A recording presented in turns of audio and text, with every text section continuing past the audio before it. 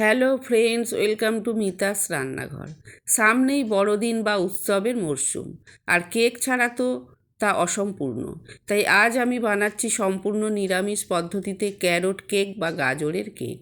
কোনো ঝামেলা ছাড়াই বাড়িতে থাকা উপাদান দিয়ে এই সুস্বাদু কেকটি ঝটপট বানিয়ে নেওয়া যায়। চলুন তাহলে দেরি না করে শুরু করা যাক আজকের রেসিপি। এখানে ক্যারট কেক বানানোর জন্য আমি দুটো গাজর নিয়েছি। গাজর দুটো ভালো করে খোসা ছাড়িয়ে একটা গ্রেটারের সাহায্যে গ্রেট করে নেব।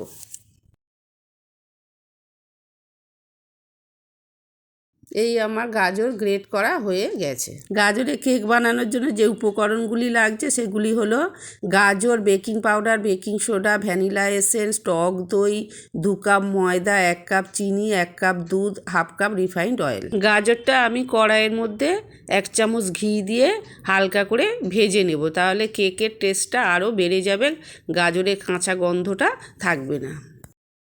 শুকনো উপকরণগুলি আমি চেলে নেব। একটা ছাঁকনির মধ্যে ময়দা দিয়ে ভালো করে চেলে নেব। এখানে আমি 2 কাপ ময়দা নিয়েছি, আর নেব 1 কাপ চিনি, গুঁড়ো চিনি চেলে নেব। এরপর এর মধ্যে দিয়ে দেবো 1 চামচ বেকিং পাউডার ও 1/2 চামচেরও কম বেকিং সোডা, অল্প একটু লবণ দিয়ে সব উপকরণগুলি একসাথে মিশিয়ে নেব। এরপর একটা গামলার মধ্যে 1 কাপ দুধ ও 1/2 কাপ রিফাইন্ড অয়েল দিয়ে দেবো, দিয়ে ভালো করে মিশিয়ে নেব। এর মধ্যে দেব 4 চামচ টক দই। দইটা দিয়েও ভালো করে মিক্সড করে নেব। এই আমার ভালো করে ফেটানো হয়ে গিয়েছে। এর মধ্যে শুকনো উপকরণগুলো অল্প অল্প দিয়ে মিক্সড করতে থাকবো। ময়দা আমি একেবারে দেবো না, অল্প অল্প দিয়ে মেশালে তাহলে মেশানোটা ভালো হবে। বন্ধুরা, বাইরে থেকে তো কেক কিনে খাওয়া হয় সামনে বড়দিন, কিন্তু ঘরে তৈরি কেকের স্বাদ সম্পূর্ণ আলাদা হয়। এরপর এর মধ্যে 1 চামচ ভ্যানিলা এসেন্স দিয়ে আবারও ভালো করে মিশিয়ে নেব। ব্যাটারের ঘনত্বটা এই রকম হবে। এরপর ভেজে রাখা গাজরগুলো দিয়ে দেবো, দিয়ে ভালো করে মিশিয়ে নেব। আর এদিক ওদিক করে বেশি মেশাবো না, হালকা করে একদিকে মিশিয়ে নেব।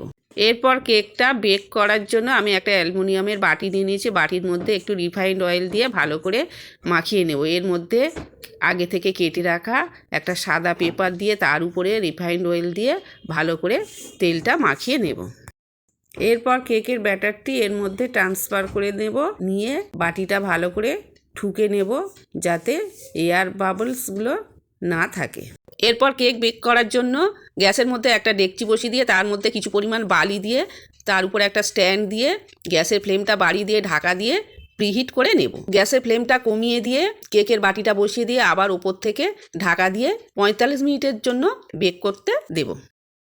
45 মিনিট পর ঢাকা খুলে একটা টুথপিক দিয়ে চেক করে দেখব যে কেকটা ঠিকঠাক হয়েছে কি। পিকের গায়ে কিছু লেগে নেই, মানে আমার কেকটা ঠিকঠাক হয়ে গেছে। কেকের বাটিটা নামিয়ে নিয়ে ঠান্ডা হয়ে গেলে আনমোল্ড করার জন্য একটা ছুরির সাহায্যে চতুর্দিকটা একটু ছাড়িয়ে দেব, দিয়ে ওপর থেকে একটা প্লেট দিয়ে উপর করে দেব। সহজেই কেকটা বেরিয়ে আসবে। এরপর বাটার পেপারটা ছড়িয়ে নেব। দেখুন পিছনটা একদম সুন্দর বেক হয়ে গেছে। এই দেখুন বন্ধুরা, কত সুন্দর তুলতুলে নরম গাজরের কেক তৈরি হয়ে গেল। ভিতরটা কেমন হয়েছে তার জন্য আমি কেটে দেখাচ্ছি। এই দেখুন কত সুন্দর নরম আর জালি হয়েছে। যদি ভালো লাগে বন্ধুরা লাইক দেবেন, বন্ধুদের কাছে শেয়ার করবেন, আর আমার চ্যানেলটিকে অবশ্যই সাবস্ক্রাইব করবেন। ভালো থাকবেন, সুস্থ থাকবেন, ধন্যবাদ।